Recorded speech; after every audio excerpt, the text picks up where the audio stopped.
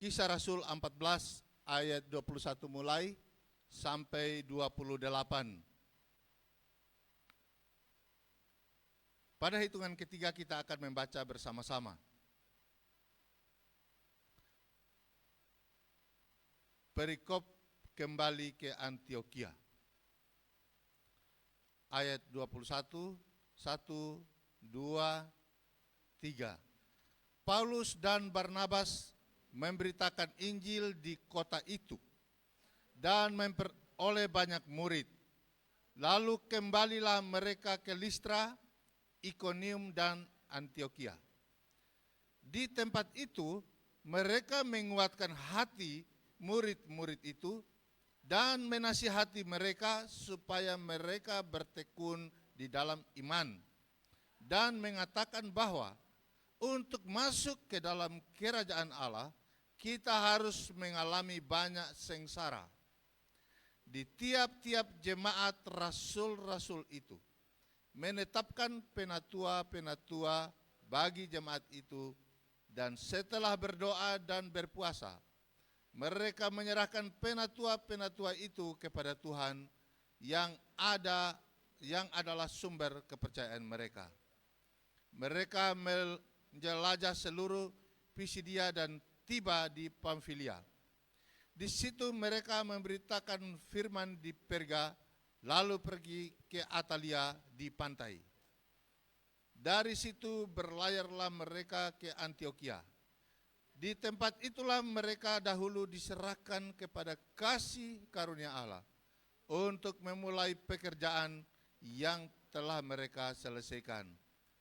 Setibanya di situ mereka memanggil jemaat berkumpul, lalu mereka menceritakan segala sesuatu yang Allah lakukan dengan perantaraan mereka, dan bahwa Ia telah membuka pintu bagi bangsa-bangsa lain kepada iman.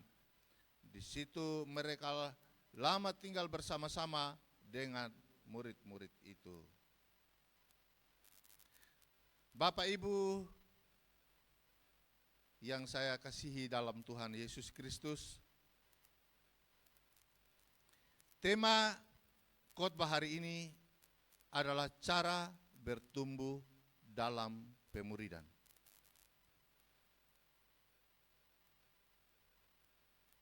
Cara bertumbuh dalam pemuridan.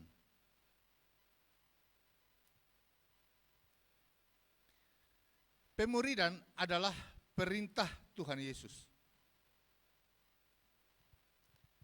Pemuridan adalah tanggung jawab gereja untuk mendewasakan anggota jemaatnya. Cara pemuridan dilakukan melalui pertemuan ibadah kuk atau komunitas umat kerajaan Kristus. Sebelum kita lanjutkan, saya ingin kita menangkap atau memakai penuntun ini. Ada 3 hal yang harus dilakukan dalam sebuah proses pemuridan atau pembelajaran. 3 cara itu saya singkat ATM. Bukan ATM yang ada mesin di pinggir jalan, bukan yang bisa tarik uang. Bukan mesinnya itu, bukan juga kartu ATM. ATM itu singkatan dari 3 kata huruf ini. A itu amati. Amati. Yang kedua tiru. Yang ketiga modifikasi. Sehingga ketika kita membaca kembali bacaan ini, kita akan melihat beberapa hal yang dilakukan oleh Paulus dan Barnabas. Artinya mengamati atau amati adalah melihat lebih dekat, mencermati. Melihat itu bukan hanya sekedar lewat, Tetapi kalau kita ingin mencari tahu sesuatu kan, lihat. Wah, ini kacamata. Ini kacamata bagus. Buat saya bagus ini, tapi ini ada kacamata persen. Namanya Casio, dikasih orang. Karena saya baca-baca, mengkerut begitu, akhirnya ada yang berbaik hati kasih kacamata. Mencermati itu melihat. Kenapa kacanya dua? Kenapa tidak sebelah? Jadi kalau mencermati sesuatu, kita mulai menganalisa.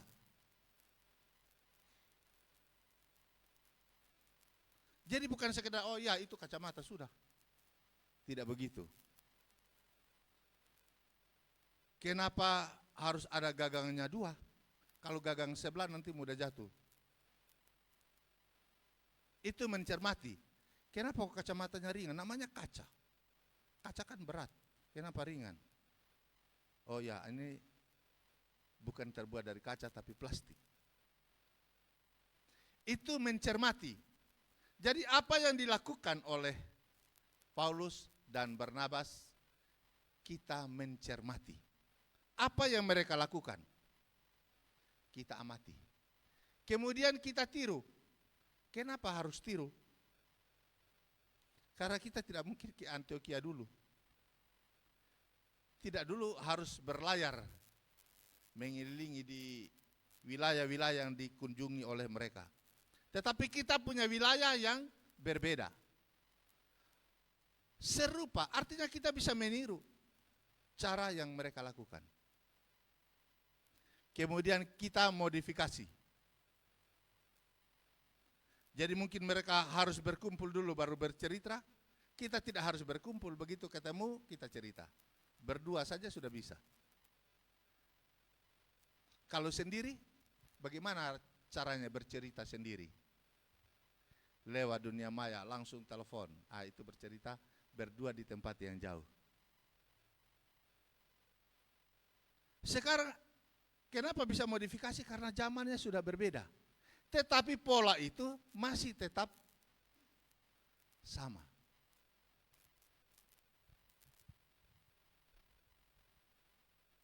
Karena itu, cara bertumbuh di dalam pemuridan lewat pertemuan ibadah kuk atau komunikasi umat kerajaan Kristus. Waktu itu kan belum ada kuk. Nah, ini namanya modifikasi.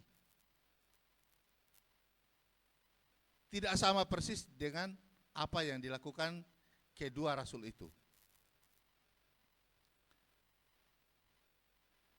Siapa saja yang dimuridkan? Karena perintah pemuridan itu untuk kita semua melakukan pemuridan. Di dalam Matius 28 itu pergi kepada segala bangsa, artinya semua orang harus dimuridkan.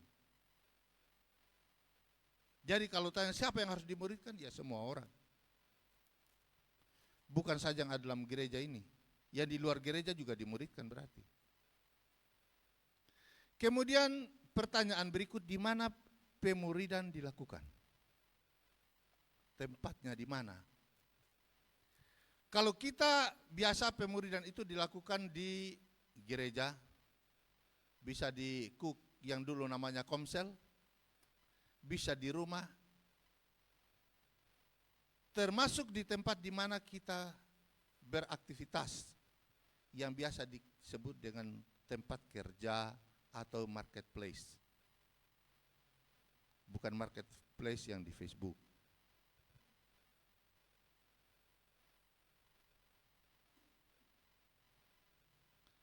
Yang ketiga, kapan pemuridan itu dilakukan? Harusnya pemuridan itu dilakukan setiap ada kesempatan. Waktu itu selalu ada, tapi kesempatan tidak selalu ada. Kesempatan itu waktu-waktu tertentu, waktu yang berarti. Momen yang tepat.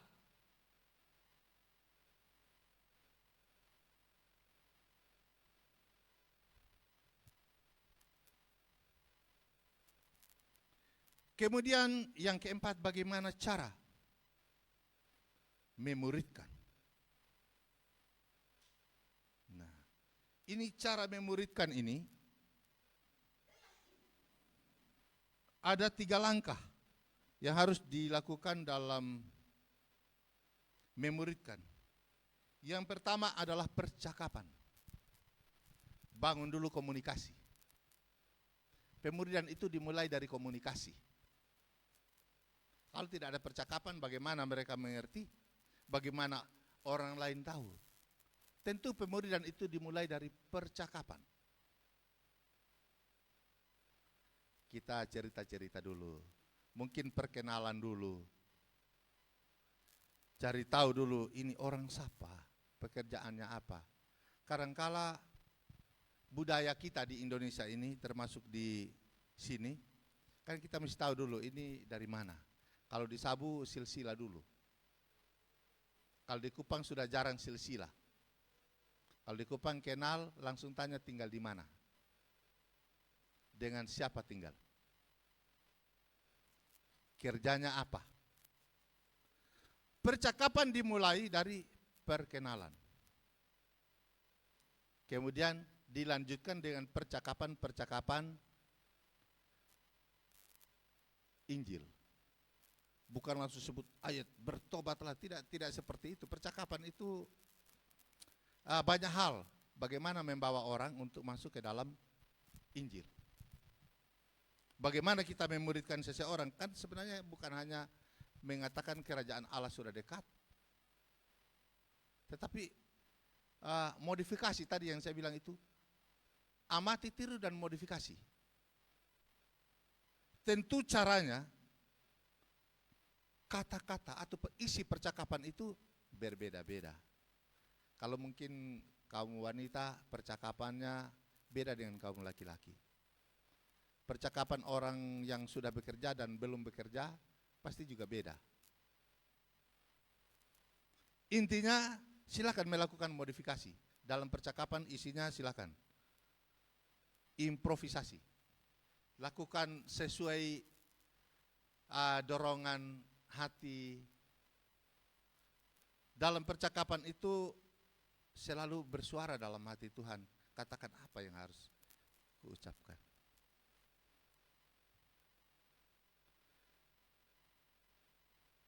Yang kedua, selain percakapan, kalau kita mengajari orang, mendidik seseorang. Selain kita percakapan, lakukan sesuatu di depan orang yang kita ajarkan, yang kita muridkan. Lakukan di depan dia. Biar dia melihat apa yang kita lakukan. Saya contohkan di kantor. Ada beberapa pegawai yang kami rekrut baru. Mereka tiap hari belum ada pekerjaan. Saya bilang duduk di sini, duduk saja. Jam makan, ada makan, ya sudah, duduk saja, dengar, perhatikan. Jadi setiap hari ada tamu yang datang, bagaimana caranya kan mereka bisa mengamati. Kita selamat pagi, silakan duduk, tunggu giliran, begitu sampai giliran, mari tanyakan dia mungkin tinggal di mana, orang sudah capek-capek datang, tanya. Tanya kebutuhan dia apa. Bagaimana cara kita menolong dia, temukan jawabannya. Jadi saya mencari apa yang menjadi persoalan dia, saya mencari jawabannya. Kemudian kasih dia jawaban, dia pulang dengan senang hati. Orang yang baru itu tidak melakukan apapun, mereka hanya duduk. Tapi mereka melihat apa yang saya lakukan, mereka mendengar apa yang saya percakapkan. Ini cara pemuridan. Di pekerjaan kantor begitu. Sama juga di dalam pekabaran Injil.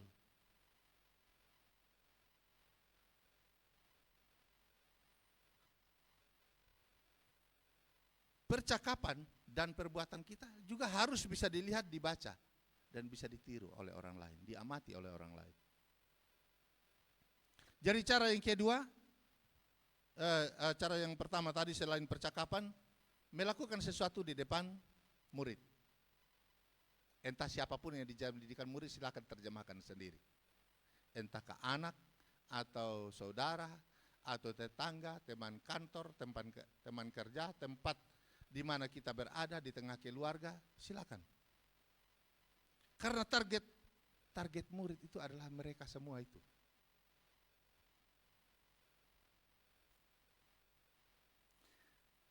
Tahap yang kedua adalah lakukan bersama-sama. Biasa dulu saya ikut pemuridan ketika berdoa. Sudah perhatikan cara berdoa. Setelah itu kita doa bersama-sama. Step yang ketiga atau langkah ketiga adalah suruh dia melakukannya dan kita mengamatinya. Apakah ada yang kurang? Ada yang salah? Ini cara belajar. Mungkin kata-kata dia tidak sama dengan kata-katanya kita, tetapi maksud dan tujuan yang disampaikan itu tercapai. Itu tadi yang tadi saya katakan, bisa dilakukan modifikasi. Kita meniru cara dia berdoa, kita meniru cara dia bernyanyi, kita tiru cara dia memimpin pujian. Kita tiru. Lalu kita modifikasi. Lakukan kreasi, buat inovasi. Jangan terus begitu. Itulah sebabnya kita perlu belajar, kita perlu melihat orang lain, kita perlu belajar dari orang lain, kita perlu bertanya kepada Tuhan. Inovasi itu, beta mau bilang begini, inovasi itu atau daya kreativitas itu sebenarnya berasal dari Tuhan. Karena itu bertanyalah kepada Tuhan. Supaya dia buka ide kita, konsep kita, bagaimana cara kita berinovasi. Baik di dalam pelayanan di gereja ataupun di tempat kerja.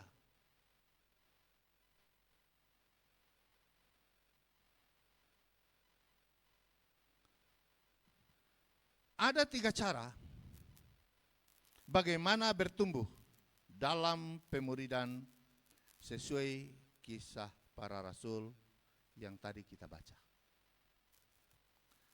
Hal yang pertama adalah, cara yang pertama saling menguatkan dan menasihati.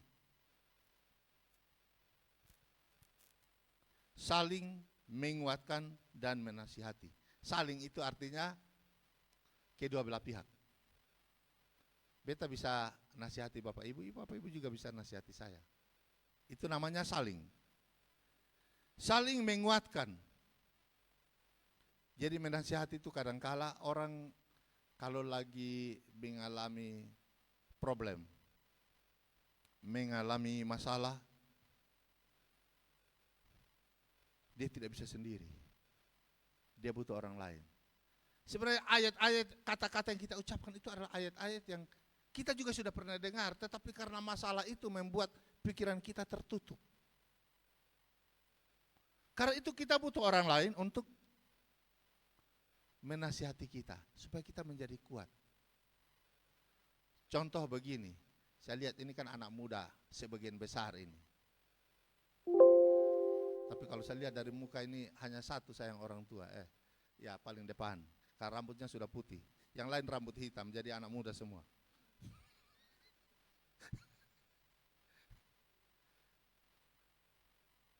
Biasa anak muda itu putus pacar.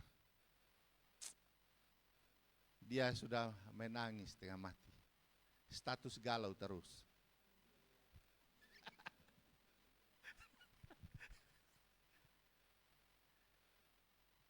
Tapi karena kita melihat, wah ini dia lagi galau, ini kenapa ini? Oh ternyata putus dengan si dia. Kita kasih tahu. Itu pasangan itu tidak cocok. Atau mungkin Tuhan sedang menyiapkan pasangan yang lain yang lebih pantas. Jadi yang pergi itu biarkan dia pergi. Kemarin sempat saya baca, ada di TikTok. Wih, Pak Ju baca ini nonton TikTok, nah gaul sedikit.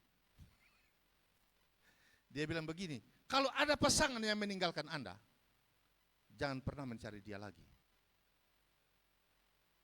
Karena pasangan Anda yang sesungguhnya adalah yang tidak pernah meninggalkan Anda. Jadi kalau dia tinggalkan Anda, jangan cari dia. Wah, saya pikir-pikir betul juga ya. Karena dia sudah biasa pergi-pergi begitu. Jadi nanti kalau ada lagi, panggil lagi, dia pergi lagi. Saudara pusing. Jadi itu pasti bukan pasangan Anda, jangan cari. Biarkan dia pergi. Tapi jangan sampai suami istri pergi baru suami sana cari, itu bahaya. Jangan satu hari, beberapa jam pergi. Ini kenapa sana pulang-pulang? Hari yang sudah satu hari, satu malam belum tanya-tanya juga. Ini di mana? Saudara kasih tanda tanya sedikit.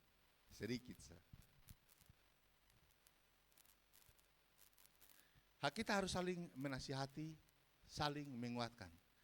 Supaya kita tetap kuat.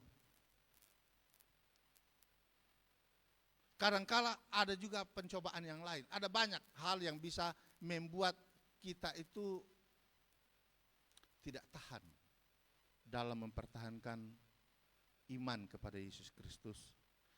Tidak kuat mempertahankan integritas kita. Apa yang kita katakan dulu beda. Wah, ini yang harus ditopang, harus dinasihati. Manusia itu tidak ada yang sempurna. Tapi bagaimana kita saling melengkapi. Supaya saling melengkapi menjadi sama-sama bertumbuh. Jadi kata saling itu artinya kedua belah pihak.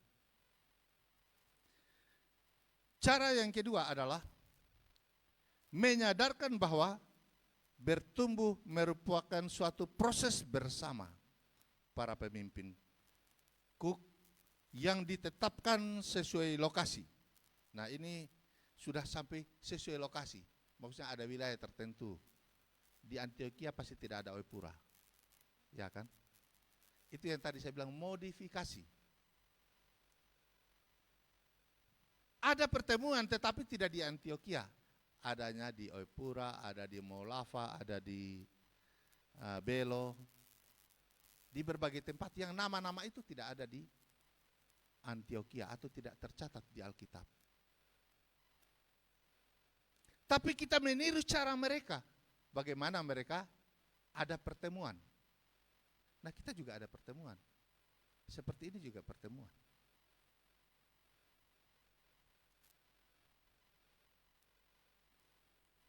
Jadi kita bertumbuh itu bersama. Saya pernah ikuti kegiatan bersama-sama di sini. Seperti di Pantai Lasiana. Ada juga berkebun. Itu saat-saat bersama sebenarnya tidak ada kok ke kebun apa bedanya. Ke Pantai Lasiana apa bedanya dengan di gereja, beda. Lebih asli kelihatannya perilaku kita ketika kita tidak di dalam gereja. Kalau dalam gereja alim semua. Tapi kalau sudah keluar gereja sudah berbeda. Disitulah mulai lihat. Nah, tumbuh bersama itu bagaimana melihat? Lihat itu murid Tuhan Yesus.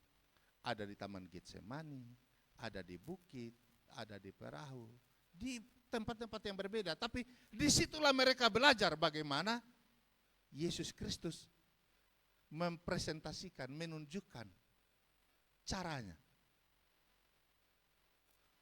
Ketika angin badai, di gunung dulu, dengar Yesus berkhotbah. Ketika angin badai, Yesus datang. Ketika ada persoalan, Yesus pasti datang. Amin. Ya. Tapi banyak orang kalau sudah lihat masalah, dia bilang seolah-olah Tuhan tidak ada. Ya, itulah manusia. Kalau menghadapi persoalan, dia mulai kalut, terus pikirannya tertutup, hanya bisa menangis. Kita butuh orang lain. Di saat-saat seperti itu kita butuh orang lain. Nah, bertumbuh itu proses itu bersama-sama. Jadi bukan hanya pemimpin itu bicara di depan, tapi bagaimana pemimpin itu kalau dia lagi makan. Bagaimana kalau pemimpin itu lagi bercerita.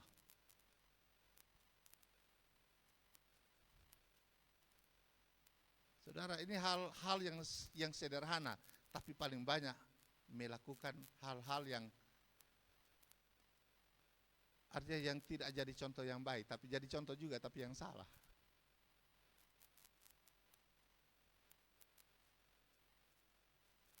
Kalau ibu-ibu, atau bukan ibu-ibu, tapi paling banyak yang bicara ibu-ibu. Jadi saya kasih contoh ibu-ibu. Sudah salah jalan, ternyata di depan sana ada tutup. Contoh, ada aspal, kan kita sudah tahu ada aspal. Coba tadi jalan dari sana kan tidak begini. Coba, sudah ada persoalan, mulai cari siapa yang salah. Saudara, saya lebih suka kalau bicara itu solusi. Jangan memperdebatkan masalahnya, tetapi carilah solusinya. Sudah beli salah daging babi, ternyata perut semua. Aduh, beli daging so mahal, bagian perut. Enak.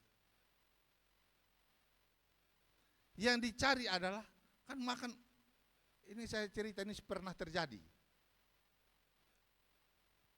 Beli daging salah.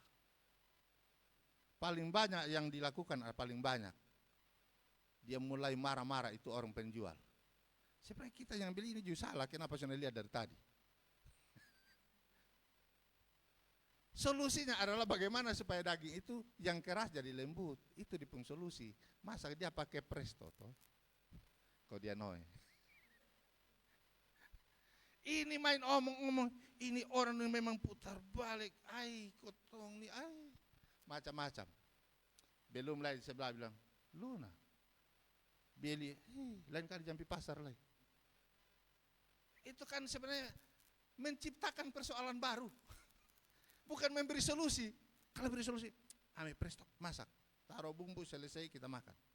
Habis. Tapi paling banyak perdebatan model begitu. Ini hal simpel, sederhana, dan itu sering terjadi. Yang dibahas adalah bagaimana terjadinya persoalan. Coba tadi tidak begini, coba tadi pergi di sana, soalnya pergi di situ kan pasti tidak salah. Coba tadi. Itu artinya kita memperdebatkan persoalannya, tapi tidak memberi solusi.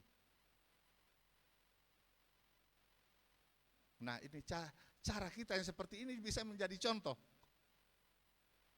Contoh bagi orang yang sedang melihat kita. Di gereja kok, di cook atau di mana. Jadi bertumbuh, itu proses bersama-sama. Yang ketiga, mendorong semua jemaat untuk bersaksi. Nah, itu menceritakan tadi di ayat 27-28. Bagaimana para penatua menceritakan apa yang dilakukan Allah dengan perantaraan mereka. Ingat baik-baik, ini kata perantaraan ini beta senang. Karena banyak orang kalau bersaksi nih, saudara-saudara, begitu kami pelayan, saya doakan ini orang, waduh dia langsung berdiri, dia langsung jalan.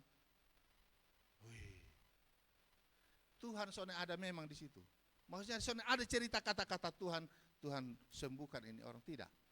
Wih, saudara, kami ada yang syuting, bagaimana ini orang sakit ini bisa sembuh. Kata perantara yang diceritakan itu, mereka menceritakan bagaimana Tuhan bekerja di dalam pelayanan mereka. Tetapi banyak orang menceritakan kalau sudah ada prestasi, kata-kata Tuhan justru ada. Dia bilang beta. Waktu saya doa saudara-saudara,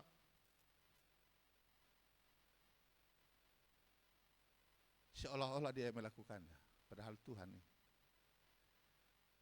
Jadi makanya saya katakan, baca setiap kata itu, kan Tuhan memberi kita hal yang berbeda.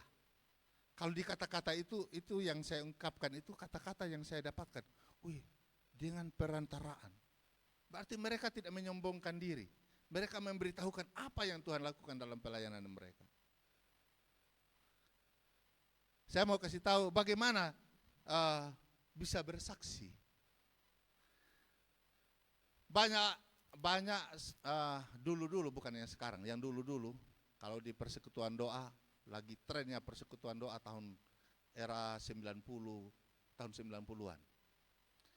Ada orang yang bersaksi, dia pergi di tempat lain, di ibadah tempat lain, dia juga bersaksi seolah-olah dia.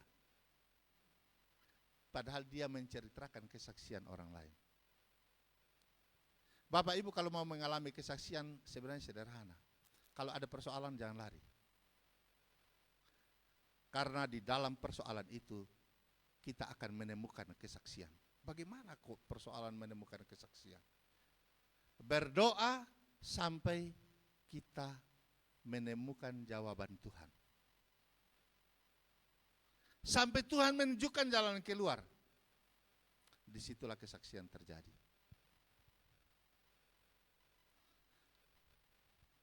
Makanya di bacaan kita itu disebutkan akan mengalami, untuk masuk dalam kerajaan Allah mengalami banyak sengsara.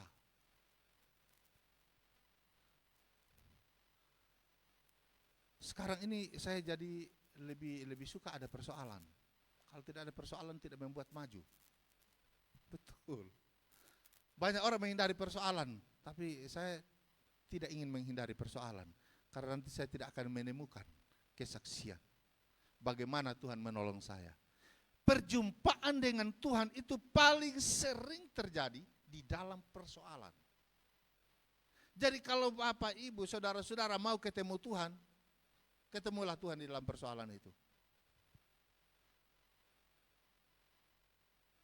Saya dan saudara akan melihat bagaimana Tuhan bekerja dalam persoalan itu. Baru muncul namanya kesaksian. Bagaimana kita hanya pergi cerita, saudara-saudara, apa yang dilakukan oleh Rasul Paulus dan Barnabas seperti ini. Mereka memberi kesaksian, kesaksian bilang apa? Bagaimana mereka perahunya diombang-ambing oleh ombak. Hanya cerita tentang orang lain, tapi saudara sendiri tidak pernah merasakannya. Kita tidak pernah mengalami. Ini juga salah satu bagaimana kita bisa bertekun di dalam iman kalau tidak pernah menghadapi ujian.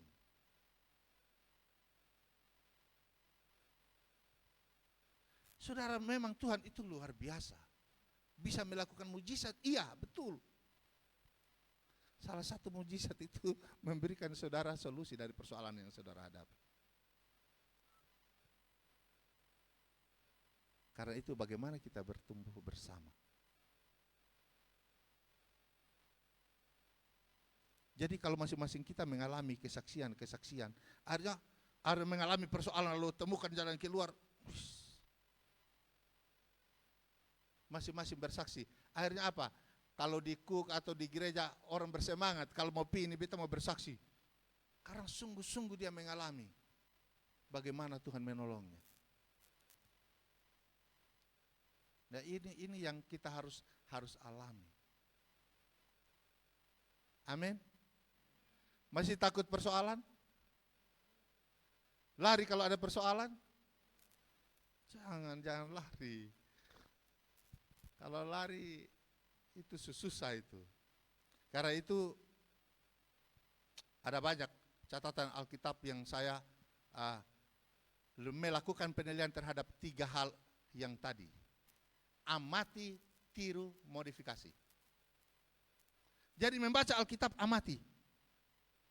Tiru apa yang mereka lakukan. Ketika ada persoalan di doa puasa saya pernah sampaikan di Kejadian pasal 15. Ketika sampai di Mara itu menemukan air pahit. Karena kita tidak ada air pahit sampai sekarang ini, saya belum pernah ketemu. Kita tiru cara Musa.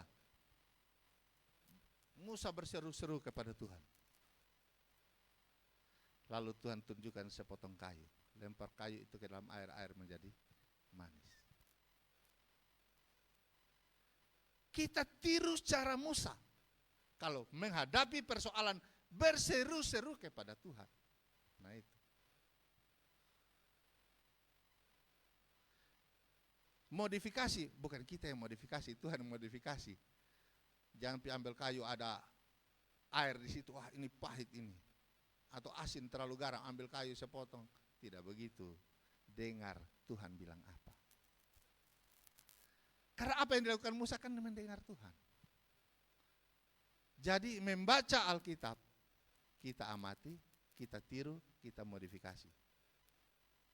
Amin. Nah, proses pemuridan itu pasti akan terjadi dan akan berhasil. Amin. Kiranya firman Tuhan ini memberi pemahaman yang baru. Tuhan membukakan rahasia-rahasia baru bagi kita. Bagaimana kita harus saling menguatkan, bertumbuh bersama, kemudian saling memberi kesaksian. Sehingga kita pasti dikuatkan. Amin.